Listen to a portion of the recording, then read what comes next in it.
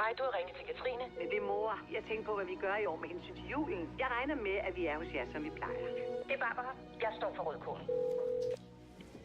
Hej, far. Jeg skulle spørge for Bipper, hvad tid det var i morgen. Kan jeg spørge Mads, om han har styr på vinen? Vi skal jo have noget ordentligt, så sandt. Og hvis du husker det, så låner du selvfølgelig bare på stilleren. Hvor mange bliver vi lige? Vi bliver 13 på mormor, farfar. Leon. Skal vi to lige aftale, det her det bliver en hyggelig aften? Glædelig jul. Kan du ikke lige prøve at komme en lille smule i julehumør? Du er så fucking lidt af rum. Ved du godt det? Jeg gider ikke det. Jeg siger det til dig. Glædelig jul. Og der sidder mine eksmænd og drikker sig fuld. Nej, skal vi have and? Jeg troede, vi skulle have kalkun. Nå, jeg havde ellers lovet mig selv en mere jul. Mere jul, det behøver du sgu da ikke.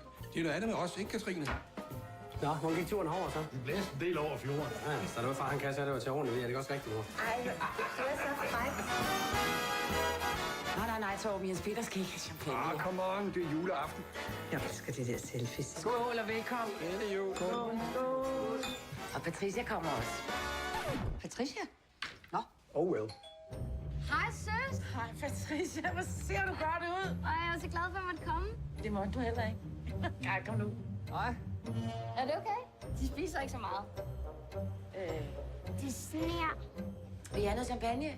Ellers tak. Jeg drikker sgu ikke mere. Så. Ja, manden! Nej, den går ikke. Det skal være en hel mand uden hak. Nu for helvede! Smil. Hej. Det går, det går. Gør det. Selfie.